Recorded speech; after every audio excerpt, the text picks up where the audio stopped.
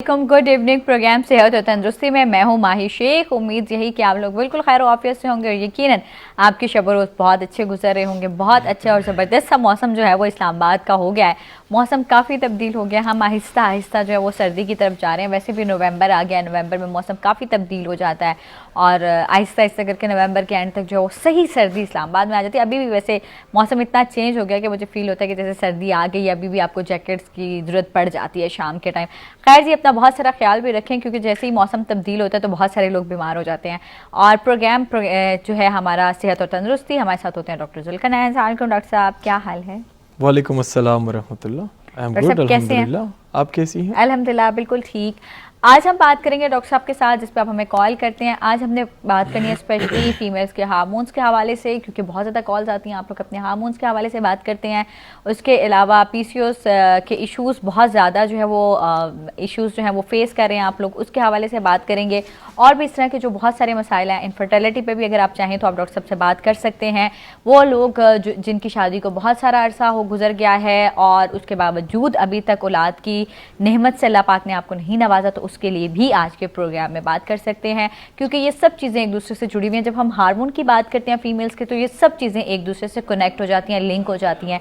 और स्पेशली खुदा न खास्ता अगर आपके हार्मोन्स जो हैं वो डिस्टर्ब हों, जिसकी वजह से आपके फिर बच्चे जो है, या जैसे हम कहते हैं ज़िंदगी का टाइम पीरियड जो है वो बहुत डिले हो जाता है, और समटाइम एक छोटा सा मसला होता है जिसकी वजह से आपकी प्रेगनेंसी नहीं हो रही होती, तो आपको बहुत सारे मसाइल फेस करने पड़ते हैं। उसके लिए आप हमें कॉल करते हैं 0514102251 पे। उसके अलावा बहुत सारे लोग जिनकी कॉल नहीं मिलती, हम उन्हें बताते चलें कि आप डॉक्टर साहब के व्हाट्सएप नंबर पर राबिता करते हैं 0300189933 एंड 0315346445 जो है वो डॉक्टर साहब का नंबर है, व्हाट्सएप नंबर, जिस पे आप डॉक्टर साहब को अपनी रिपोर्ट भेज सकते हैं, डॉक्टर साहब से आप रब्ता कर सकते हैं और डॉक्टर साहब से आप जाके अपने जो है वो ट्रीटमेंट ले सकते हैं। और उसके साथ साथ हम आपको बताते चलें कि जुमे और हफ्ते को डॉक्टर साहब कराची कंपनी इस्लामाबाद माल लाइन प्लाजा में सिटिंग करते हैं। पीर मंगल बुध को डॉक्टर साहब पेशावर में होते हैं, जुमेरात को डॉक्टर साहब चकदरा में होते हैं और इतवार को इस्माइलिया सवाबी में होते हैं। डॉक्टर साहब अगर मैंने गलत नहीं बताया तो सही बताया, बिल्कुल ठीक हो गया। तो वहाँ पर डॉक्टर साहब से राबिता करके डॉक्टर साहब के पास जा सकते हैं और अपने जितने भी आपके इश्यूज़ हैं वो डिस्कस कर सकते हैं। सबसे पहले हम बात करेंगे फीमेल हार्मोन्स के। डॉक्टर साहब सबसे पहले तो बात ये पूछनी है कि हार्मोन अनबैलेंस क्यों हो जाते हैं, डिस्टर्ब क्यों होते हैं? असल में हार्मोन्स की अगर बात की जाए, बहुत सारे लोगों को ये मसले मसाइल जो हैं वो आजकल दरपेश हैं। बहुत सारे पेशेंट्स इसकी वजह से मुख्तलिफ़ बीमारियों के शिकार हैं। हार्मोन्स जो हैं इसके डिस्टर्ब होने के डिफरेंट काजेस हैं। अक्सर औक़ात दवाइयों का इस्तेमाल इस तरह हो जाता है जिसको कार्टिकोस्टेरॉइड्स कहते हैं, उसकी वजह से हार्मोनल इम्बैलेंसेस आते हैं। कभी कभार ये होता है कि इंसान अगर मेंटली रिलैक्स ना रहे, ठीक है, अगर घर में अगर आफ्टर मैरिज अगर बात की जाए, अब अगर एक न्यू कपल्स हैं और उसको आप रिलैक्स एक इन्वायरमेंट नहीं देंगे जिसमें वो ख़ुद को पुरसुकून महसूस करें, तो फिर उसी कपल्स के हार्मोनल तब्दीलियाँ आती हैं जिसकी वजह से उनके जो है फर्टिलिटी के रेशोज़ कम हो जाते हैं। यह अक्सर औक़ात हमने ये भी देखा है कि बहुत ज़्यादा डिप्रेस्ड रहने वाली जो लड़कियां हैं या जो ख़वातीन हैं, उसकी जो ब्रेन से जहाँ पर FSH और LH की सिक्रीशन होती है वो सही तरीके से नहीं होती, जिसकी वजह से फिर पेशेंट जो है वो हार्मोनल इम्बैलेंसेस का शिकार हो जाती है। क्योंकि हमारी जो फीमेल की जो ओवरीज हैं उनको कंट्रोल करती हैं ब्रेन में एक सिस्टम अल्लाह ताला ने पैदा किया है, ठीक है। दिमाग में हाइपोथैलेमस है, वो मैसेज देता है पिट्यूटरी ग्लैंड को, फिर वही पिट्यूटरी ग्लैंड जो है फिर वो ओवरीज में जो LH या FSH के हार्मोन्स हैं वो कम्प्लीटली मैच्योर होते हैं और उसके बाद जो है एक मैच्योर ओवा बनता है। और फीमेल को जो है ना मेंस्ट्रुअल साइकिल की जो मंथली एक साइकिल है वो कंप्लीट होती है उसकी। अब अगर एक पेशेंट मेंटली रिलैक्स नहीं है, ठीक है, दिमागी तौर पर वो मुतमईन नहीं है, वो रिलैक्स एक माइंड में नहीं है, तो जितना मैकेनिज्म मैंने बता दिया है वो साइकिल कंप्लीट नहीं होगा। ठीक, यहाँ पर FSH में मसले आएंगे तो फिर जो है जाके ओवरीज में प्रॉब्लम्स आएंगे, उसके हार्मोन्स में प्रॉब्लम्स पैदा होंगे, उसकी वजह से फिर पेशेंट की जो है रोज़ाना बुनियाद पर जब हम देखते हैं, अगर उसके कभी कभार हमने ये भी देखा है कि फेस पर उसके बाल आ जाते हैं, या फीमेल के हमने देखा है कि ओवरीज में सिस्ट बन जाते हैं, तो डिफरेंट इसके काजेस हैं, मुख्तलिफ इसके काजेस हैं और फिर उसकी अपीयरेंस भी मुख्तलिफ तरीक़ों से पेशेंट में होती है। ठीक, अच्छा डॉक्टर साहब, अब ये तो हो गया कि हार्मोन इनबैलेंस हो जाते हैं, हम अक्सर लोगों का नोट करते हैं, लेकिन पता कैसे चलता है कि आपके हार्मोन डिस्टर्ब हो गए? क्या सिर्फ एक टेस्ट ही है जिसे हम टेस्ट कराएंगे तो पता चलेगा? असल में फ़ीमेल में तो ये अंदाज़ा लग जाता है, जिस तरह अगर एक नॉर्मल लड़की है वो प्यूबर्टी में दाखिल हो रही है और उसके टाइम पर पीरियड्स नहीं हो रहे, तो उसके पेरेंट्स को अंदाज़ा लग जाता है कि इसको या तो डॉक्टर को दिखाना चाहिए या ठीक ठाक इसमें कोई मसला मौजूद है। या अगर आप फिर देखें इसके फिर फेजेस हैं, मंथली उसका अंदाज़ा लगता है। इसी तरह फिर 35 में भी हार्मोन्स का अंदाज़ा लग जाता है, फिर 45 में भी सही अंदाज़ा लग जाता है। जिस तरह अगर आप देखें प्यूबर्टी, मेंस्ट्रुअल साइकिल, उसके बाद मेनोपॉज, ये फ़ीमेल का एक साइकिल है, इसी तरह चलता रहता है। इससे तो घर में इंसान को अंदाज़ा लग सकता है। इसी के साथ साथ तो कुछ लड़कियों को अक्सर हमने देखा है कि माहवारी में कोई मसला नहीं होता, लेकिन उस पर चेहरे पर गैर ज़रूरी बाल आते हैं, या उसको जो है एक्नीज़ बहुत ज़्यादा निकलते हैं, ठीक है, या उसमें जो है ओबेसिटी बहुत ज़्यादा आती है, ठीक है। इसी तरह हमने देखा है कि कुछ पेशेंट हैं वो बहुत ज़्यादा ओबेसिटी की तरफ जो है उसकी टेंडेंसी होती है। उस तरह के केसेस में भी फिर हम हार्मोनल टेस्ट करते हैं। और आपने कहा कैसे अंदाज़ा चलेगा, हमें पता चलेगा, तो ये वो काजेस हैं जिससे हम ये अंदाज़ा लगा सकते हैं, या कि अपने घर में जो है हमारी जो बेटी है या बहन या जो भी है, हम उससे ये अंदाज़ा लगा सकते हैं कि इसमें एक मसला मौजूद है। स्पेशली एक बात मैं यहाँ पर ऐड करूँगा, मोस्टली ये होता है कि जब एक फीमेल की शादी हो जाती है और वह शादी करके अपने नेक्स्ट घर में जाती है, फिर उसको जब हम कहते हैं कि प्रेगनेंसी नहीं हो रही होती और इश्यूज फिर पता चल रहे होते हैं कि अब जी प्रेगनेंसी नहीं हो रही, डॉक्टर से पास चले जाए, फिर पता चलता है जी हार्मोन के टेस्ट करा लें, हार्मोन इम्बैलेंस है। तो ये पहले कॉजेस क्यों नहीं ले लिए जाते? हालांकि मेरे ख्याल में कि जब आप शादी कर रहे हैं बच्ची की, तो उससे पहले ये सारे जो है वो फैक्ट एंड फिगर्स आपको पता होने चाहिए। बिल्कुल, असल में हम बहुत सारी चीज़ों को कॉमन ले लेते हैं, ठीक है। अब अगर एक लड़की है वो जो है अपनी मदर से डिस्कस नहीं करती ये बातें, ठीक है, वो नॉर्मल ले लेती हैं। अब अगर वो डिस्कस कर भी लें तो अक्सर जो है पेरेंट्स उस चीज़ों को नॉर्मल ले लेते हैं, फ़ौरन से उसको ना ट्रीटमेंट की तरफ जाते हैं और ना उस पर जो है ना बहुत ज़्यादा गौर करते हैं, ना उसकी जो है रूटीन का कुछ अंदाज़ा लगाते हैं। फिर उसके बाद जो है इस तरह के प्रॉब्लम्स, जबकि शादी पर तो हम लोग अगर आप देखें लाखों रुपए लगा लेते हैं, ठीक है, ऐसा ही है, लोगों को खाने भी खिलाते हैं और मुख्तलिफ किस्म के हम खर्चे कर लेते हैं, लेकिन उससे पहले हम एक टेस्ट भी नहीं करते कि जिस पे 2-3 हज़ार रुपये हम खर्च कर सकें, ठीक है। उसके बाद फिर कपल्स बेचारे जो है मारे फिर मुख्तलिफ डॉक्टरों के पास जाते हैं और उसके लाखों रुपए खर्च होते हैं उससे, ठीक है ना। तो बिफोर मैरिज जो है, शादी से पहले, तो हर इंसान को, जो कपल्स जो हैं वो शादी की तरफ जा रहे हैं, उससे पहले उन लोगों को चाहिए कि फ़ीमेल की जो अपनी हार्मोन्स के टेस्ट हैं, उसी के साथ साथ थैलेसीमिया के जो ब्लड टेस्ट हैं वो करवाने चाहिए, हेपेटाइटिस सी, हेपेटाइटिस बी के टेस्ट होने चाहिए। इसी तरह बहुत सारे टेस्ट हैं जो करवाने चाहिए पहले। उनका टार्च प्रोफाइल का एक टेस्ट, उससे हमें यह भी अंदाज़ा लग सकता है कि उसमें कहीं टॉक्सोप्लाज्मा गोंडाई या मुख्तलिफ किस्म की ऐसी बैक्टीरियाज तो नहीं है। उसके फिर इलाज पहले से होना चाहिए, तो फिर बाद में ये मसले मसाइल लोगों को फिर दरपेश नहीं होते। ठीक, बिल्कुल सही। और डॉक्टर साहब, इसके साथ और कितनी बीमारियां, हार्मोन्स के साथ कौन कौन सी बीमारियां जो हैं वो इंसान को अटैक करती हैं, या कह सकते हैं कि उसके रिलेट हो सकती हैं या उससे कुछ मिली जुली हो सकती हैं? असल में हार्मोन्स की बात की जाए तो एक तो ओवरीज से रिलेटेड ज़्यादातर हमने देखा है फ़ीमेल में कि उसमें से पॉलीसिस्टिक ओवरियन सिंड्रोम का शिकार वो हो जाती हैं, जो कि ओवरीज़ में मल्टीपल उनके सिस्ट बन जाते हैं। हमने ये भी देखा है कि पेशेंट को, फीमेल पेशेंट को फाइब्रॉइड की शिकायत शुरू हो जाती है, ठीक है। इसी तरह हमने ये भी देखा है कि पेशेंट को, जिस तरह मैं बता रहा हूँ कि गैर ज़रूरी बाल वगैरह आ जाते हैं। ये तीन तो आपने एक साथ बता दी, तीन मुख्तलिफ बीमारियां आ गई, जिसमें सिस्ट आ गई, और जिसमें आपने बताया कि पॉलिस्टिक ओवरीज हैं, और तीसरे आपने एक और नाम लिया। मतलब ये तीन डिफरेंट बीमारियां जो है वो डिफरेंट कॉजेज इसके साथ अटैच हो गई। बिल्कुल। अच्छा, सबसे पहले तो ये बताएं कि जो सिस्ट होती है, क्या सिस्ट का ट्रीटमेंट हम मेडिसिन के साथ कर सकते हैं? सिस्ट के जो ट्रीटमेंट हैं वो बिल्कुल हम मेडिसिन के साथ करते हैं। एक अरसे से इस पर मैंने काम किया है, अल्हम्दुलिल्लाह। सिस्ट, फाइब्रॉइड या इससे रिलेटेड जितने भी प्रॉब्लम्स हैं वो मेडिसिन से ठीक होते हैं। यहाँ पर मैं एक बात ऐड करूँगा, जब एक पेशेंट को इसी तरह के हार्मोनल प्रॉब्लम्स आते हैं, फिर बदकिस्मती से उसके सही ट्रीटमेंट है भी नहीं, ठीक है। अब अगर एक मिसाल के तौर पर घर में एक फीमेल है या कपल्स में से जो एक हस्बैंड की जो मिसेस होती है, अगर उनको पीरियड्स का मसला आ जाए तो उनको हार्मोन्स देते हैं, डाइन वगैरह खिलाते हैं। फिर वही हार्मोन्स जो हैं वो खुद एक बीमारी है, उसकी वजह से फिर और बीमारियां जो हैं वो जन्म लेती हैं। तो अगर मैं मॉडर्न मेडिकल साइंस की बात करूं तो उसमें से तो इसका इलाज कोई खातिर ख्वाह ठीक है ही नहीं, ठीक है। सिस्ट का भी ऑपरेशन करवाते हैं, और आप देखें जब अगर एक पेशेंट का ऑपरेशन आप करवाते हैं अक्सर हमने देखा है कि वो टोटली एक ओवरी रिमूव कर लेते हैं। अगर ज्यादा सिस्ट हैं, ओवरी रिमूव करेंगे तो लाइफ टाइम के लिए एक पेशेंट की जिंदगी जो है उसको अधूरी आप कर सकते हैं। अच्छा, 051-410-2251 एक कॉलर हमारे साथ हैं, उसके बाद हम इस पर डिस्कशन करेंगे। अस्सलाम वालेकुम। वालेकुम अस्सलाम, मैं कराची से याहिया बात कर रहा हूँ। कैसे हैं याहिया? अल्हम्दुलिल्लाह, मैं रेगुलर कॉलर हूँ बहुत सारे शोज का, लेकिन मेरा आपका G2 माशाल्लाह बहुत इंफॉर्मेटिव चैनल है।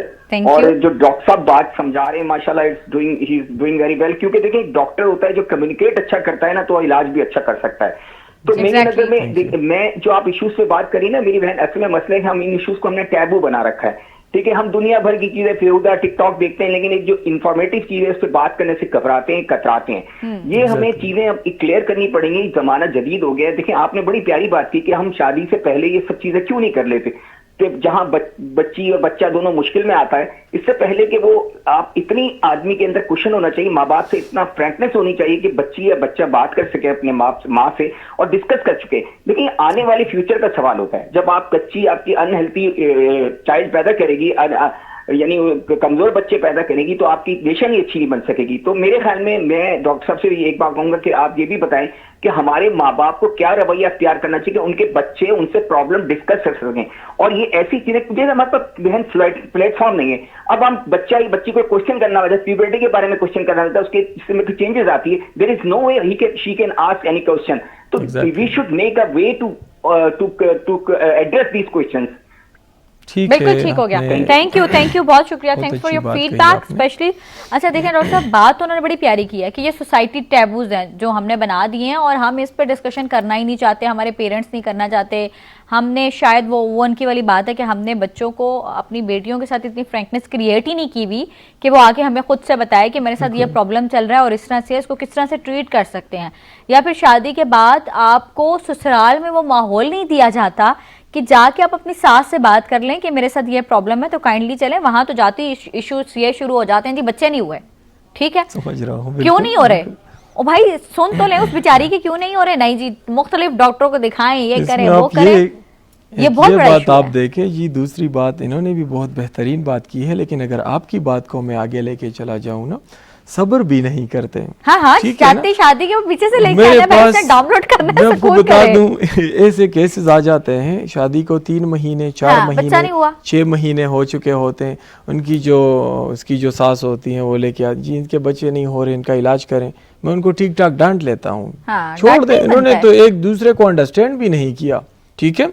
मेडिकली भी ये बातें होती हैं कि 1 ईयर तक, 1 साल तक जो है कोई दवाई नहीं खिलानी चाहिए, ठीक है ना। क्योंकि अगर मैं अक्सर बात करता रहता हूँ, बहुत सारी बीमारियां मेडिसिन से इंटरकनेक्टेड होती हैं, लोगों में मुख्तलिफ मसले मसाइल पैदा करती हैं। अब अगर जिस तरह मैंने कहा कि रिलैक्स माइंड होना चाहिए, अब एक नई घर में एक लड़की जो है वो रुखसत होगी, वहां पर वो एडजस्ट होने में एक टाइम लेती है, ठीक है ना। और आप फौरन से उनको मेडिसिन पे डाल लेते हैं, तो फिर जाके माइंड ठीक नहीं है, मेडिसिन काम नहीं करते, पेशेंट एक की जगह दूसरे बीमारियों में मुब्तला हो जाता है। अच्छा डॉक्टर साहब, ये तो क्योंकि आप इसको रिसर्च रिपोर्ट्स पढ़ना शुरू करें, डिफरेंट गूगल भी इस पे बड़ी बेहतरीन रिसर्च रिपोर्ट्स उसमें पड़ी हुई हैं और स्पेशली उसमें बताते हैं, लिखा हुआ है कि जब तक एक जोड़ा जो है मेल एंड फीमेल वो आपस में रिलैक्स नहीं होंगे और तब तक उनके बेबीज नहीं होते, हार्मोन डिस्टर्ब हो जाते हैं फीमेल्स के। जिस तरह मैंने कहा ना कि हाइपोथैलेमस है, पिट्यूटरी ग्लैंड है, यहाँ से मुख्तलिफ किस्म के हार्मोन्स रिलीज होते हैं।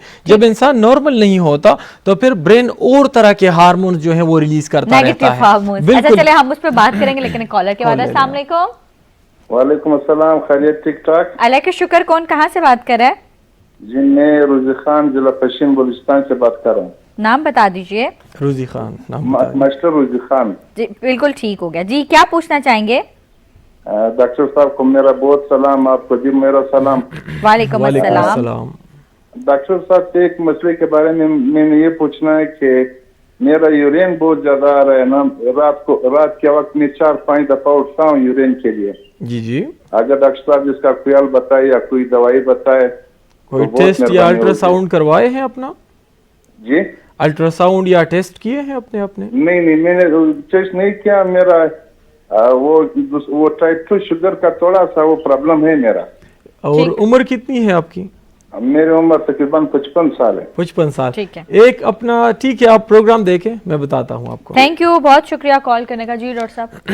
शुगर टेस्ट ये होना चाहिए, लेकिन शुगर से ज़रूरी इनके लिए है अल्ट्रासाउंड करवाना। ठीक है। पेल्विस का एक अल्ट्रासाउंड इनका होना चाहिए ताकि इसमें यह पता चल सके कि प्रोस्टेट ग्लैंड तो नहीं बढ़ा हुआ। ठीक। 40-40 साल के बाद प्रोस्टेट ग्लैंड का बढ़ना शुरू हो जाता है अक्सर पेशेंट्स में। हाँ, जिसके क्योंकि बाद आपने फिर लास्ट ये- टाइम बताया था और बिल्कुल। इसलिए इनकी एज 55 और यहाँ पर ठीक। इनको भी चाहिए कि अल्ट्रासाउंड करें, यूरिन के नाम पर दवाइयों का इस्तेमाल ना करें। अगर इनका प्रोस्टेट बढ़ गया है, उसका साइज बढ़ गया है, तो ठीक ठाक उनकी मेडिसिन इनको खानी पड़ेगी 6 महीने 7 महीने तक।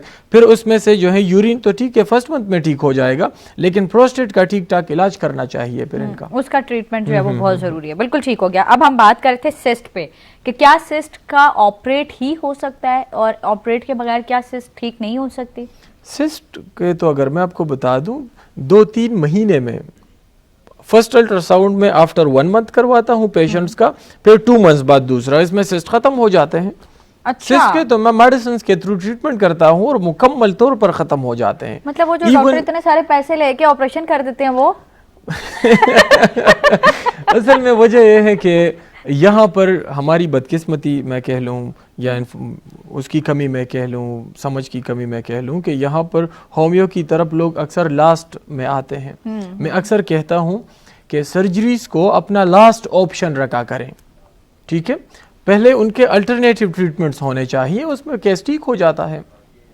तो ये मुकम्मल तौर पर जो है मेडिसिन से ठीक होते हैं। किसी किस्म के इसमें से सर्जरीज और या इस तरह के बहुत ज्यादा दवाइयों के मुझे अब इसके बाद मैं ब्रेक के बाद आपसे पूछूंगी कि कितनी मतलब कि सिस्ट होती हैं एक फीमेल के अंदर, कितनी बन सकती हैं और उसका ट्रीटमेंट जो है वो किस तरह से होता है। लेकिन वक्त होता है एक छोटी सी ब्रेक का। ब्रेक के बाद वापस आएंगे और डिस्कशन कर रहे हैं हम हार्मोन्स पे। ऑलराइट जी, वेलकम बैक प्रोग्राम सेहत और तंदुरुस्ती में। मैं हूं माहिर शेख, मेरे साथ हैं डॉक्टर जुल्करनैन। हम बात कर रहे थे हार्मोन्स पे, फीमेल्स के हार्मोन को स्पेशली आज हम डिस्कस कर रहे हैं, क्योंकि ये ऐसे टॉपिक्स हैं जिन पे डिस्कशन होनी चाहिए कि खुदा ना खास्ता अगर आपके साथ कोई प्रॉब्लम है तो वो आप किस तरह से उसका इलाज करा सकते हैं और उसका इलाज क्या है। सबसे पहले तो कॉजेज़ का पता होना आपको बहुत ज़रूरी है कि क्या जिस पे बात हो रही है ये मेरे साथ तो नहीं है, क्या मैं इस सारे इशू से गुजर के तो नहीं आई। अच्छा डॉक्टर साहब, अभी तो हमने बात की सिस्ट के हवाले से, हार्मोन्स इनबैलेंस के हवाले से कि हार्मोन का हम ट्रीटमेंट कैसे कर सकते हैं, किस तरह से ये सब इश्यूज हैं।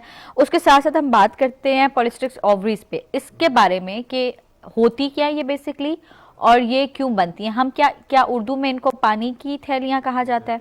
ठीक, नाम से इसका जाहिर है। पॉलीसिस्टिक मतलब यह है कि ओवरी में एक सिस्ट नहीं है बल्कि एक से ज़्यादा है, सिंगल सिस्ट नहीं है। तो मल्टीपल सिस्ट जब ओवरी में आते हैं मेडिकली उनको कहते हैं पॉलीसिस्टिक।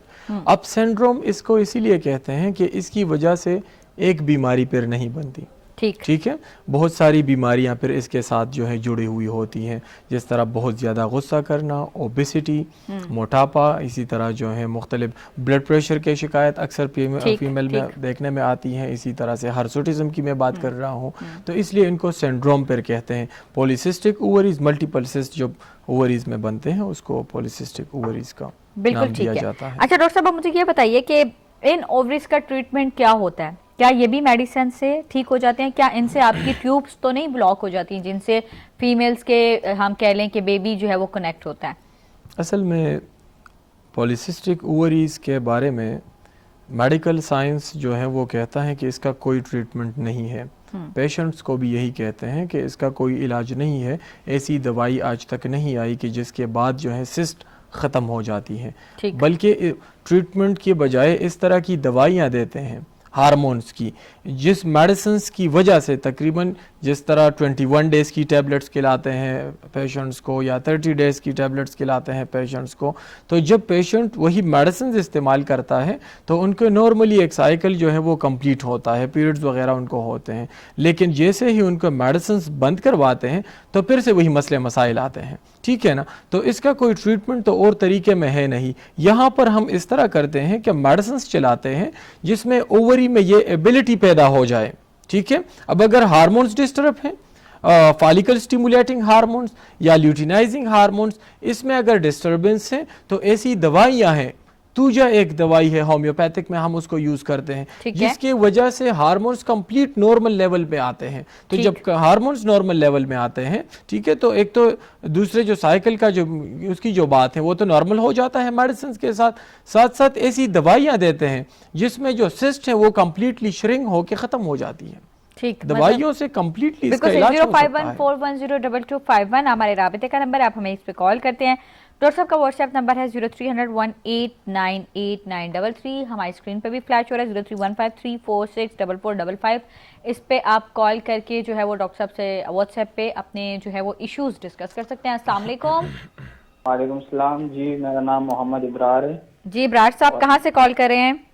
मैं सवाबी से। और कैसे हैं आप? जी ठीक ठाक। जी क्या पूछना चाहते हैं डॉक्टर साहब से?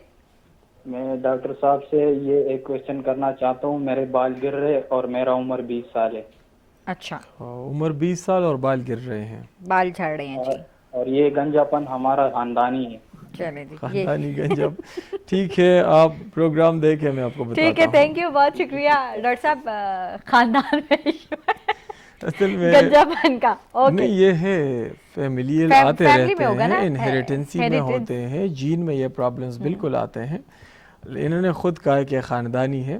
तो अब यहाँ पर हम ये करते हैं कि अच्छे, ये बताइए आप बालों के लिए क्या करते हैं? पहला सवाल ठहरे मैं बालों के लिए अगर आपको बता दूं, सिर्फ और सिर्फ नॉर्मल मैं अपनी डाइट रखता हूँ, फ्रूट्स रोज़ाना लेता हूँ, ठीक है, नॉर्मल बैलेंस डाइट रखता हूँ, कम खाता हूँ, वर्जिश रोज़ाना करता हूँ, जब ज़रूरत पड़ती है तो अपनी होम्यो की मेडिसिन लेता हूँ, बस इतना सा। और रोज़ जो है लोग इसको शैम्पू से धोते हैं फिर जो है इसमें ऑयलिंग करता हूँ रात को 15-20 मिनट्स के लिए, और वो भी नॉर्मल सरसों का ऑयल इसमें इस्तेमाल करते हैं और अल्हम्दुलिल्लाह बिल्कुल फिट बेहतरीन अच्छे बाल के तो तरीका आपको पता चल गया गंज रोकने का, लेकिन फिर भी हम पूछ लेते हैं मेडिसिन की जहाँ पर ज़रूरत हो जाती है फिर वहाँ पर मेडिसिन देने पड़ते हैं। ठीक है, अब इनका जो केस है, ये जो फैमिलियल है या कुछ लोगों को हार्मोनल बार्डनेस शुरू हो जाती है, तो फैमिलियल जो है, जिस फैमिली के बंदों में फाल जीन मौजूद हैं, उसका फिर इलाज नहीं हो सकता।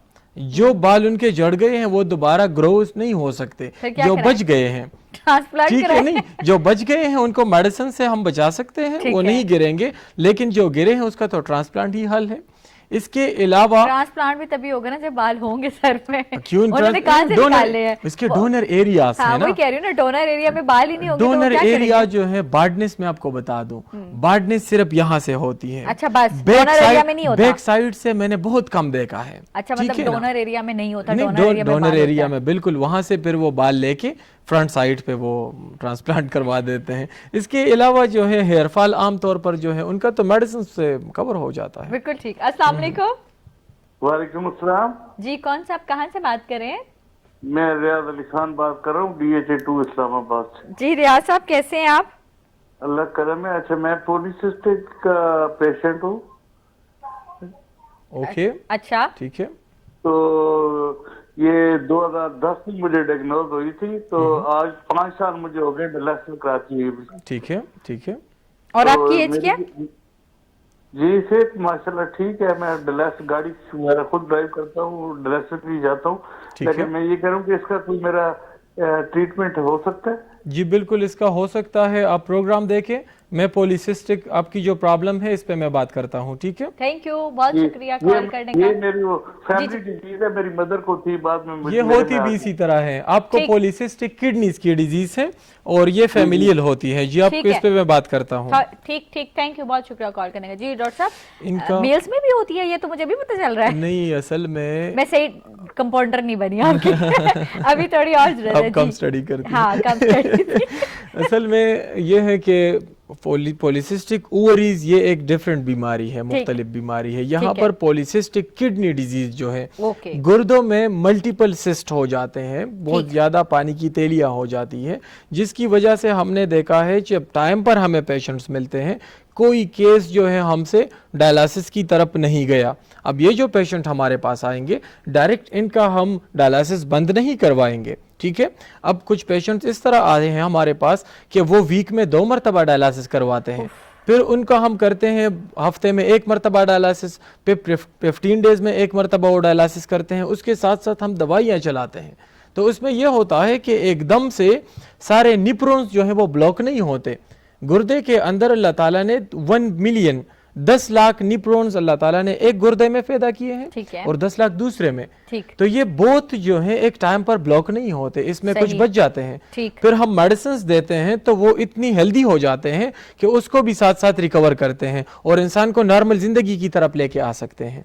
तो पॉलीसिस्टिक किडनीज का ये नहीं कहता कि सिस्ट कंप्लीट खत्म हो जाते हैं। पॉलीसिस्टिक किडनीज में ये होता है कि गुर्दे बच जाते हैं, इंसान की जिंदगी उससे बच जाती है। ठीक, मतलब क्योंकि जाहिर बात है डायलिसिस के बाद आपके गुर्दे आहिस्ता आहिस्ता जो है फारिग होना शुरू हो जाते हैं और फिर इंसान जो है वो खुदा ना खास्ता उसकी बिल्कुल उसके बाद कहते हैं जी किडनी फेलियर की तरफ चला गया और ये किडनी फेलियर हुआ। मैं बता दूं डायलिसिस की वजह से यहाँ पर तो अक्सर लोगों को हमने देखा है वो HCV हेपेटाइटिस C के शिकार हो जाते हैं और डायलाइजर से उनको मुख्तलिफ किस्म की बीमारियाँ फिर हो जाती हैं। तो अक्सर उसके बेतकर करने में उन लोगों को जो है मसला। कॉलर हमारे साथ हैं, अस्सलाम वालेकुम। वालेकुम सलाम जी, कौन कहाँ से? जी मैं सारा बात कर रही हूँ कोहाट से। सारा कैसी हैं आप? मैं ठीक हूँ, आप कैसी हैं? अल्हम्दुलिल्लाह बिल्कुल ठीक हूँ। क्या पूछना चाहती हैं? जी मुझे पीसीओएस का मसला है, मेंसेस का। अच्छा ठीक है, और क्या एज है आपकी? जी 24। अच्छा ठीक है, और इसका ट्रीटमेंट वगैरह कराया आपने? जी कराया है। तो उससे कोई फर्क नहीं पड़ा? नहीं, जब इलाज करते हैं तो फर्क पड़ता है, जब इलाज बंद होता है तो फिर दोबारा मसला होता है। ठीक है, आज का हमारा प्रोग्राम भी आपके मसले के हवाले से है सारा। ठीक है, और ठीक है प्रोग्राम देखें हम आपको बताते हैं। ये कोहाट साइड से थी और ये स्पेशली मैंने पूछा भी इसीलिए इनसे कि क्या ट्रीटमेंट कराया। बाद देखें डॉक्टर साहब, ये मैं भी यही कर रही थी कि लोग ट्रीटमेंट कराते हैं वो फॉर द टाइम बिंग ठीक हो जाती हैं चीजें, लेकिन उसके बाद फिर दोबारा से थोड़ा सा जब गुजर जाता है, आप ट्रीटमेंट करने के बाद बंद कर देते हैं, वो फिर मसला वैसा जूं का तूं जो है वहीं का वहीं पड़ा होता है। वो बात मैंने इसमें ऐड की है, अगर आपने गौर किया हो। इसकी मेडिसिन इस तरह से देते हैं कि उसकी वजह से पीरियड्स आते हैं, मसला खत्म नहीं होता। हम जो कोशिश करते हैं मेन कोज को ख़त्म करते हैं। इनका जो मेन काज है, वजह है, ठीक है, सिस्ट की वजह से जो हार्मोन्स डिस्टर्ब हैं, पहले हार्मोन्स रिलैक्स होंगे, नॉर्मल होंगे, उसके बाद ये मसले सॉल्व हो जाएंगे। 3 मंथ से लेके 3 महीने कम से कम इलाज करते हैं इसके मसलों का, और ज़्यादा से ज़्यादा 6 से 7 महीने का कंप्लीट एक कोर्स ये हम चलाते हैं। लेकिन इसमें तो मेरे ख्याल में क्लिनिक विजिट करना पड़ेगा। इनको असल में ये मसला इसी तरह है कि ऑन द कॉल इसको हम ट्रीट नहीं कर सकते। इसमें पेशेंट की कंप्लीट हिस्ट्री लेनी पड़ती है, उनकी फिजिकल हेल्थ को हम देखते हैं, उसके मुताबिक फिर दवाइयाँ प्रेस्क्राइब करते हैं। बिल्कुल ठीक है, तो आप जो है वो डॉक्टर साहब के क्लिनिक पे विजिट करें, और उससे पहले आप डॉक्टर साहब के जो व्हाट्सएप नंबर है जो हमारी स्क्रीन पे आ रहा है 0300189893 0315346455, ये मैंने इसलिए बोल दिया आज तक, मुझे लगा पहला मैंने बहुत तेज बोला है, शायद आप नोट ना कर पाई हूँ। तो उस पर आप अपनी रिपोर्ट्स भी डॉक्टर साहब से शेयर कर लें, लेकिन फिर भी आप डॉक्टर साहब को कॉल कर लें और वो आपको बताएंगे कि किधर जो है वो क्लिनिक करेंगे, किस दिन नियर बाय में आपको डॉक्टर साहब मिल जाएं, तो आप जाके जो है वो अपना ट्रीटमेंट जो है वो डॉक्टर साहब से करा लें। वो साइड के पेशेंट्स टोटल वो पेशावर आते हैं, इनके लिए नज़दीक है पेशावर या बनू हंगू वाले जितने भी पेशेंट्स हैं वो पेशावर इजीली है। बिल्कुल, पेशावर डॉक्टर साहब पीर मंगल और बुध को 3 दिन डॉक्टर साहब आपको बड़ी मोहब्बत है, पेशावर से ज्यादा वहीं बैठते हैं आप। अस्सलाम वालेकुम। वालेकुम अस्सलाम जी, कौन साहब कहाँ से बात कर रहे हैं? जी मैं मोहम्मद कामरान बात कर रहा हूँ मियांवाली से। कामरान साहब कैसे हैं आप? जी अल्हम्दुलिल्लाह ठीक ठाक। जी कामरान साहब क्या कहना चाहते हैं, क्या पूछना चाहते हैं? कि मैं डॉक्टर साहब से ये सवाल पूछना चाहता हूँ कि चेहरे पे दाने वगैरह निकल आते हैं, तो उसके लिए कोई एक्ने इश्यूज। ठीक है, और कितने अरसे से एज क्या वो भी बता दें। तकरीबन 30 ईयर एज है। ठीक है, और जो है ना तकरीबन 3 साल या 3.5 साल से होंगे। ठीक है, मैं बताता हूँ। थैंक यू, बहुत शुक्रिया जी। डॉक्टर साहब खूबसूरत बनना चाहते हैं ये इनका हक है खूबसूरत बनना, सब कोशिश करते हैं। एक्नीज वैसे फीमेल्स के लिए कितना आसान है ना, मेकअप कर लें खूबसूरत लगती हैं, मेल के लिए ज्यादा मुश्किल है। आजकल वो फोटोग्राफी के लिए तो बहुत इजी बन गया है, मुख्तलिफ किस्म के फिल्टर्स आ गए, इससे तो मेकअप की भी ज़रूरत नहीं होती। बिल्कुल ठीक। लेकिन मर्दों के लिए बहुत ज़्यादा जो है वो मेकअप भी नहीं कर सकते। इनको इन्होंने कहा है कि 30 साल मेरी एज है, इसमें आम तौर पर एक्नी वुल्गेरस जो हैं, जो प्यूबर्टी के बाद निकलती हैं, वो एक्नीज बहुत कम निकलती हैं, ठीक है ना। इनको ब्लड टेस्ट करवाने चाहिए, कहीं सेप्टिक मादे वजूद में ना आए हों, इस तरह के मयाजम्स या इस तरह के बैक्टीरियाज जिसकी वजह से इस पे दाने निकल रहे हैं। इनको चाहिए कि चेहरे का जहाँ पर दाने हैं उसका एक पिक्चर लेके मुझे वो व्हाट्सएप कर दें, और फिर CBC कंप्लीट ब्लड काउंट एक टेस्ट है, अपने लिए आप वो करें, वो मुझे भेज दें, फिर आपको मेडिसिन हम बता सकेंगे। ठीक, तो क्या ये खून की ज्यादती से ज़्यादा होने से, कम होने से भी होते हैं? असल में खून की कमी ज्यादा से ज़्यादा नहीं होते, लेकिन जब खून में इस तरह के मयाजम्स आ जाते हैं, सेप्टिक मादे आ जाते हैं, उसके बाद जो है इस तरह के प्रॉब्लम्स बहुत ज़्यादा वो देखने में आते हैं। प्यूबर्टी की जो मैं बात कर रहा हूँ उसमें से तो अक्सर एंड्रोजन्स बहुत ज़्यादा बनते हैं, तो वो सारे जो हमारे स्वेट्स ग्लैंड्स हैं या जहाँ पर फॉलिकल्स हैं हेयर के, अक्सर उधर ऑब्स्ट्रक्ट हो जाते हैं, या चेहरे के जो मसाम है उधर ऑब्स्ट्रक्ट हो जाते हैं। तो उधर ऑब्स्ट्रक्शन के बाद उसमें जब डस्ट पार्टिकल्स पड़ते हैं तो वजूद में अल्लाह ताला ने एक निज़ाम पैदा किया है उसके सफाई का, उसमें सेकेंडरी इन्फेक्शन होती है और उसके रिजल्ट में दाने निकल आते हैं, ठीक है ना। तो वो एंड्रोजेनिक है, उसके फिर अपनी मेडिसिन हैं। लेकिन अगर ये एंड्रोजेनिक नहीं है फिर इसका ट्रीटमेंट मुख्तलिफ है, मुख्तलिफ दवाइयों से हम इसका इलाज करते हैं। बिल्कुल ठीक। उसके लिए आप डॉक्टर साहब के जो व्हाट्सएप नंबर है उस पर रब्ता करें, 0300189893, यही नंबर है, बिल्कुल सही बताया मैंने। और ये हमारी स्क्रीन पे भी आ रहा है, इस पर आप पिक्चर अपने फेस की लेके एक साइड की जो है वो डॉक्टर साहब को व्हाट्सएप कर दें, और जो टेस्ट आपको कहा है वो डॉक्टर साहब ने वो भी साथ में डॉक्टर साहब को व्हाट्सएप कर दें। अस्सलाम वालेकुम। अस्सलाम वालेकुम। जी वालेकुम अस्सलाम। कौन सा आप कहाँ से बात कर रहे हैं? जी मैं पिंडी से बात कर रहा हूँ, मुफ्ती जमील अवान। कैसे हैं आप? अल्हम्दुलिल्लाह, मैं आपका प्रोग्राम माशाल्लाह बहुत अच्छा होता है। बहुत शुक्रिया, बहुत शुक्रिया। क्या पूछना चाहते हैं? अच्छा, सबसे पहली बात यह है कि मेरी बेगम है, उनकी थायराइड है, थायराइड इशू है, ठीक है, और वो हार्मोन ज्यादा बढ़ने और वजन जो है तो कम से कम 115 kg है। ठीक है, ओके, ठीक हो गया। अच्छा, दूसरी बात यह है कि मैं खुद दिल का पेशेंट हूँ और मुझे शुगर भी है, और मेरा ना अंदर जो है ना मेरा फेफड़ा जो है वो ठंडा हो जाता है, फिर काली मिर्ची वगैरह इस्तेमाल करनी पड़ती है जिससे वो गर्म होती है मेरी बॉडी। ठीक है, दो चीजों के लिए आपसे मैंने जल्दी पूछनी है। ठीक हो गया, चले, ठीक है, ठीक हो गया। थैंक यू, बहुत शुक्रिया, आपने हमें कॉल किया। थायराइड इशू सबसे पहले, और उन्होंने कहा कि मिसेस का वेट बहुत ज्यादा 115। असल में उनकी बीमारी इस तरह से है, ठीक है। अब अगर वो रेगुलर थायरोक्सिन जो डॉक्टर ने दिए हैं उसका इस्तेमाल नहीं करेंगी तो फिर वज़न बढ़ता रहता है उसमें। होमियो में इसका हम करते हैं ट्रीटमेंट, ठीक है। जब हाइपोथायराइडिज्म या हाइपरथायराइडिज्म दोनों पर हम बात करते हैं। ब्रेक की तरफ ब्रेक ले लें जी, एक छोटी सी ब्रेक, उसके बाद वापस आके आपने हमारे साथ रहना है, कनेक्ट रहिएगा ताकि आपका जो सवाल था उसका जवाब हम ब्रेक के बाद दे सके। प्रोग्राम सेहत और तंदुरुस्ती में एक छोटी सी ब्रेक। ऑलराइट जी, वेलकम बैक एक दफ़ा से फिर, खुश आमदीद। प्रोग्राम सेहत और तंदुरुस्ती, बात करें हम आपकी सेहत के हवाले से कि किस तरह से तंदुरुस्त रह सकते हैं आप, और कितना सेहतमंद होना इंसान के लिए ज़रूरी। जितना सेहतमंद रहेंगे उतने ही अपनी ज़िंदगी को एंजॉय करेंगे। वो कहते हैं कि इलाज से परहेज़ बेहतर है, लेकिन हम परहेज़ कहाँ करते हैं जी, तो इसलिए इलाज कराना बहुत ज़रूरी है। उसके लिए फिर अल्लाह मियाँ ने जो है ना वो कहते हैं कि डॉक्टर्स पैदा किए हैं, तो जो हम सही से ट्रीट करते हैं, ट्रीटमेंट हमारा करते हैं, और उससे हम जो है वो सेहतयाब हो जाते हैं। ठीक है ना डॉक्टर साहब? मैंने बिल्कुल आपने ठीक कहा है, लेकिन अगर मैं आपको बता दूं एक राज की बात, हमसे भी लोग दूर रह सकते हैं अगर वो अपना ख्याल रखें ठीक है ना, हमसे भी वो जान छुड़ा सकते हैं। असल में मेडिकली अगर मैं बात करूं 30 मिनट्स ना 30 मिनट्स हर बंदे के लिए वर्जिश होनी चाहिए, कम से कम, चाहे वो वॉक हो। वो बिल्कुल, वॉक तो बेहतरीन एक्सरसाइज है। अगर एक बंदा वॉक कर सकता है या जॉगिंग कर सकता है या रनिंग कर सकता है, ठीक है, या जिम ज्वाइन कर सकता है, ये सारी जो है सेहत के लिए बेहतरीन है। उससे ये होता है कि हमारे बॉडी में अल्लाह ताला ने कुछ माइक्रो वेसल्स पैदा किए हैं, रिलैक्स हालत में उसमें से उस ब्लड की फ्लो नहीं होती।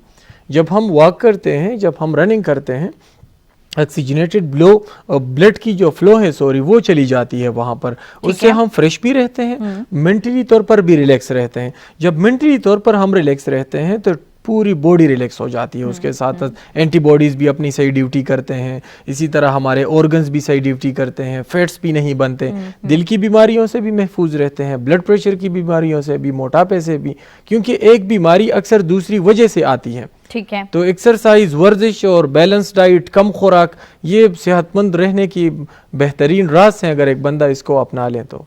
ठीक, लेकिन डॉक्टर साहब अब देखें ना, कुछ बीमारियां ऐसी होती हैं जिनके लिए हमें डॉक्टर्स के पास जाना ही पड़ता है, जैसे अब हार्मोन्स हैं वो अचानक से डिस्टर्ब हो जाते हैं, तो वो उसके लिए तो हमें अच्छा, वैसे ये हार्मोन्स जो अचानक से डिस्टर्ब होते हैं, क्यों अचानक से डिस्टर्ब क्यों हो जाते हैं? असल में इसका क्या रिस्क है? तो हम खुद कर ही नहीं सकते इलाज की, अगर हम कहें जी वॉक कराएं 30 मिनट या कुछ और कर लें, तो उससे तो नहीं मेरे ख्याल में कि हम ट्रीटमेंट नहीं, मुख्तलिफ किस्म की बीमारियां हैं। आपकी बात बिल्कुल सही है कि इसका ताल्लुक जो है, हर बीमारी का ताल्लुक जो है वो एक्सरसाइज के साथ नहीं है। अगर हम कहें कि मतलब एक पेशेंट का मैदा खराब हो रहा है तो शायद वो फूड का इस्तेमाल इस तरह से कर रहा है या वो एक्सरसाइज नहीं कर रहा। लेकिन हम अपनी अगली कॉल ले लें, फिर दोनों की जवाब एक साथ दे दीजिएगा। अस्सलाम वालेकुम। वालेकुम सलाम व रहमतुल्लाह। मैं रावलाकोट से मोहम्मद अतीक बात कर रहा हूँ। कैसे हैं आप अतीक साहब? अल्हम्दुलिल्लाह अल्हम्दुलिल्लाह। जी बताइए, क्या पूछना चाहते हैं? मैं पूछना चाहता हूँ कि मेरी उम्र 76 साल है। अच्छा। तो मेरे गुर्दे जो है उन दोनों में पथरी थी और फिर एक का गुर्दा डेड हो गया था, वो 2017 में उसका ऑपरेशन हो गया, वो उन्होंने निकाल दिया था। ठीक है। अभी मेरा एक ही गुर्दा है जिस पर मैं मतलब अपना गुजारा कर रहा हूँ। तो मुझे साथ साथ ये हुआ कि यूरिक एसिड बहुत बढ़ गया था और मेरे जितने जोड़ हैं वो सारे वो नकारा हो गए थे। ठीक है। तो मैं अभी भी मैं जो है ना वो लैल्जिक इस्तेमाल कर रहा हूँ, 400 मिलीग्राम की गोली और एक कल्चिसिन की गोली इस्तेमाल करता हूँ सुबह शाम। लेकिन मैं चल नहीं सकता हूँ, बैठ के नमाज भी पढ़ता हूँ, वॉशरूम नहीं इस्तेमाल कर सकता हूँ, और यह है कि जिस्म में जो है ना दर्द जो है उसमें शदीद दर्द होता है और चलने फिरने में बहुत दुश्वारी होती है। ठीक है। तो मैं डॉक्टर साहब से मशवरा करना चाहता हूँ कि डॉक्टर साहब मुझे कोई ऐसा बेहतर मशवरा दे कि मुझे क्या करना चाहिए।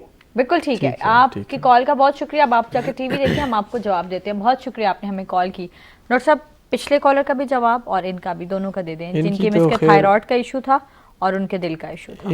इन्होंने किडनी की बात की है कि एक गुर्दा नहीं है और दूसरे में पथरी है। इनको चाहिए बर्बिरस, एक दवाई है बर्बिरस वुल्गरस कीओ ताकत में, ये गुर्दे की बेहतरीन दवाई है, की रेमेडी इसको हम कहते हैं। 5 कतरे सुबह और 5 कतरे शाम को रोज़ाना 1 चम्मच पानी में मिलाकर पिया करें। इससे किडनीज भी हेल्दी रहेंगे, ये दर्दों में भी जो है वो काम करती हैं, आपको रिलीफ देंगी। इसके अलावा अगर आप चाहते हैं कि इलाज हो जाए, मैं ठीक हो जाऊं या कंप्लीट इलाज, तो वो फ़ोन पर या टीवी पर आपको नहीं बता सकते, इंतहाई माजरत के साथ कह रहा हूँ।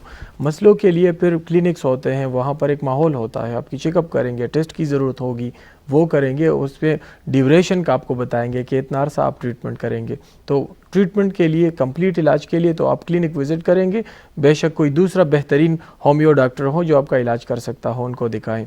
दूसरा जो कॉलर था, जो थायराइड का इशू वो बता रहे थे कि 115 kg उनका वज़न है, उनकी मिसेस का, और उनको तो यहाँ पर उनका मसला कुछ इस तरह है कि वो हाइपोथायराइडिज्म से गुजर रही है, यानी उनका जो थायराइड ग्लैंड है वो अपना फंक्शन जो है वो कम कर रहा है, स्लो कर रहा है, उसकी वजह से मेटाबॉलिज्म भी स्लो है, तो वज़न भी बढ़ रहा है, 115 तक तो पहुंच गया है। इसके बाद अल्लाह ना करे उनके घुटने ख़राब हो सकते हैं, इसी तरह से शुगर वगैरह या और बीमारियां।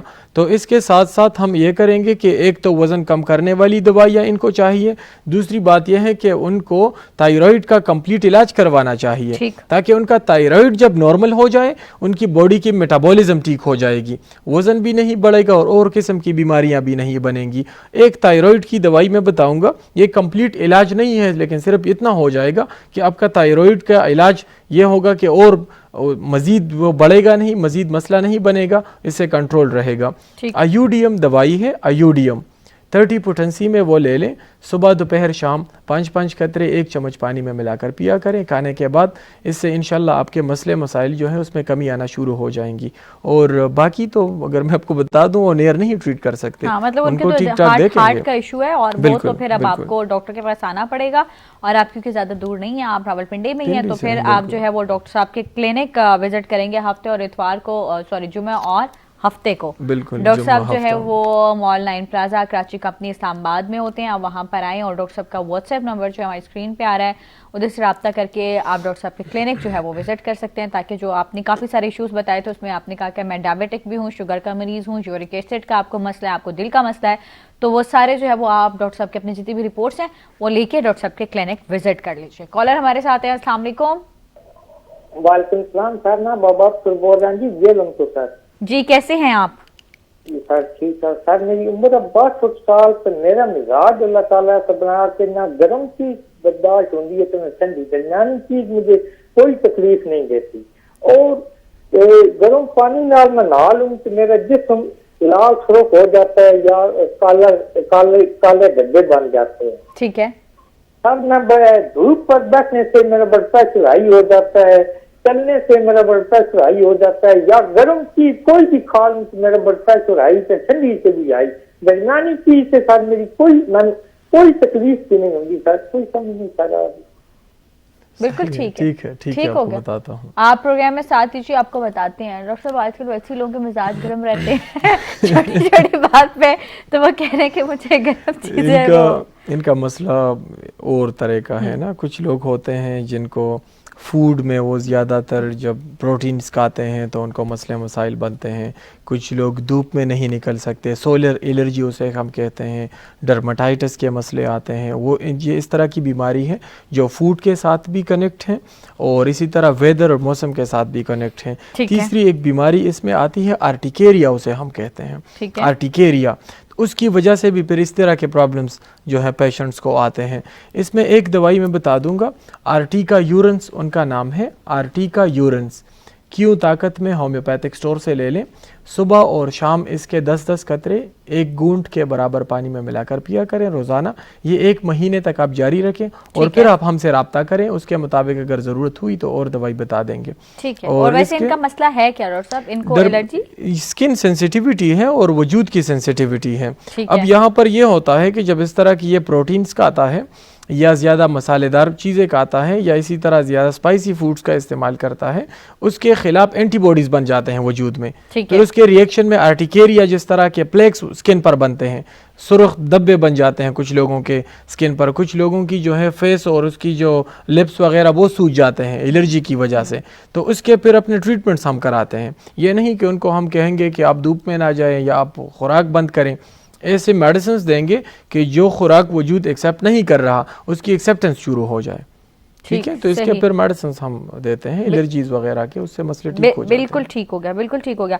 अच्छा डॉक्टर साहब, जहाँ पे हम बात कर रहे थे, आपने बहुत शुरू में एक बात की थी और वो बात दरमियान में रहेगी कि कुछ लोगों के जो हार्मोन्स हैं वो आपने कहा था कि नेगेटिव हार्मोन्स भी रिलीज होना शुरू हो जाते हैं, ठीक है, और वो बात फिर हमने वहीं छोड़ दी। इसका क्या मतलब है? वो नेगेटिव हार्मोन्स हमारी बॉडी में क्या असर क्रिएट करते हैं? नेगेटिव असल में हार्मोन्स नहीं बनते। हार्मोन्स जो हैं वो वजूद के अंदरूनी जो ग्लैंड्स हैं वजूद को नॉर्मल रखने के लिए वो होते हैं। ठीक है। लेकिन उस हार्मोन्स की सिक्रीशन की वजह से जो ग्लैंड्स हार्मोन पैदा करता है, जिस तरह हमारे एड्रीनल ग्लैंड्स हैं वो कार्टिसोल हार्मोन पैदा कर रहा है।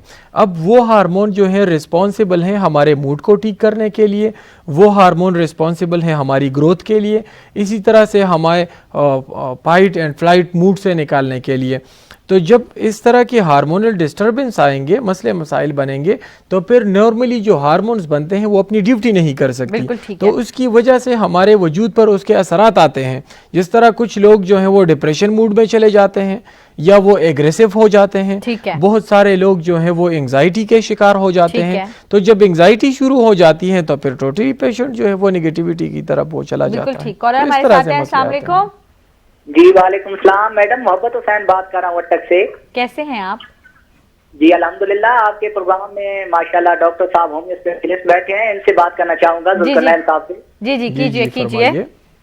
अस्सलाम वालेकुम डॉक्टर साहब, क्या हाल है आपके? वालेकुम अस्सलाम, मोहब्बत खान, बहुत मोहब्बत से आए हैं आप। जी फरमाइए। बस सर आपके जज्बात का, आपकी मोहब्बत का शुक्रिया। सर आपसे एक सवाल करना था, मैं पाइल्स का पेशेंट हूँ तो थोड़ी बेहतियाती भी होती है ना? जी जी ठीक है।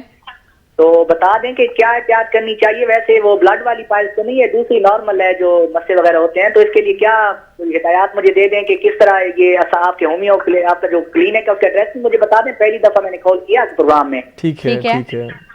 तो इसके हवाले से थोड़ा सा मुझे काइंडली प्रोग्राम आप मुझे बता दें। बहुत शुक्रिया। ठीक है, प्रोग्राम देखे मैं बताता हूँ। थैंक यू, बहुत शुक्रिया। इनको पाइल्स का मसला था, हेमोराइड्स भी इसको कहते हैं, बवासीर इसको कहते हैं उर्दू में। इन्होंने कहा है कि मैं ऐसे कैसे खुराक का इस्तेमाल करूं। इनको चाहिए कि ये गोश्त, लोबिया, चावल इस तरह के फूड का इस्तेमाल ये कम करें, यानी वो ग़िज़ाएँ ये कम करें जिससे कॉन्स्टिपेशन बनती है, फिर इनका मसला कंट्रोल रहेगा। इसी तरह सैलड्स का इस्तेमाल ये ज़्यादा करें, पानी का इस्तेमाल ये ज़्यादा करें, फिर इसको कॉन्स्टिपेशन नहीं बनेगी तो फिर इस तरह के मसले मसाइल, जिस तरह लोगों को बहुत ज़्यादा बर्निंग सेंसेशन होते हैं, बहुत सारे लोगों को इसमें कमर में दर्द की शिकायत होती है, बहुत सारे लोगों को वैसे रेक्टल पेन की शिकायत हो जाती है, तो ये चीज़ें फिर कवर हो जाती हैं। अब ये कहता है कि मुझे खूनी नहीं है, लेकिन अगर ये इसका वक़्त पर इलाज नहीं करेगा फिर यही हेमोराइड्स जो हैं ये खूनी बवासीर में ये तब्दील हो सकते हैं। इसके लिए मसला ये पैदा कर सकता है। तो काबिल इलाज है, क्लिनिक का पूछा है, इस्लामाबाद आप विज़िट कर सकते हैं। और इलाज के हवाले से अगर आपको बता दूं तो कम्प्लीटली ये ट्रीटेबल है, सर्जरी की ज़रूरत नहीं पड़ती। और दूसरी बात यह है कि इसका जो हम ट्रीटमेंट करते हैं इसके नुकसानात कोई नहीं बनते। जिस तरह अगर मैं बात करूँ तो ये सेंसिटिव एरिया है, इसमें स्क्वामस सेल्स हैं और आंतों के अंदर इस तरह की बैक्टीरियाज हैं जो आंतों में ही अपना फंक्शन जो है वो परफॉर्म करती हैं। अब अगर वही बैक्टीरियाज ब्लड स्ट्रीम में दाखिल होंगे तो वहाँ पर वो फिर मसले मसाइल पैदा करते हैं, जिस तरह गुर्दों को इफ़ेक्ट कर सकता है या कंप्लीट ब्लड का मसला पैदा कर सकता है। ठीक, सही। तो इसका मतलब ये हुआ कि आपने करना है डॉक्टर साहब का क्लिनिक विजिट, और आप जुमे और हफ्ते को डॉक्टर साहब जो है वो G9 मरकज़ में कराची कंपनी में जो है वो क्लिनिक करते हैं, आप वहाँ जा सकते हैं। उसके अलावा हम आपको बताएं कि डॉक्टर साहब को आप रब्ता कर सकते हैं 0301898933 0315346455 डॉक्टर साहब का नंबर है। इसके अलावा पीर मंगल बुध को डॉक्टर साहब पेशावर में होते हैं, जुमेरात को चकदर और इतवार को सवाबी में डॉक्टर साहब जो है वो क्लिनिक करते हैं। इसलिए आप लोगों को बहुत सारे कॉलर्स जिनकी कॉल नहीं मिली होगी प्रोग्राम में, वो क्लिनिक विजिट कर लें या डॉक्टर साहब से व्हाट्सएप पर रब्ता कर लें। आप लोगों का बहुत शुक्रिया, आप लोग हमारा प्रोग्राम देखते हैं। डॉक्टर साहब आपका बहुत शुक्रिया कि आप वक्त निकालते हैं।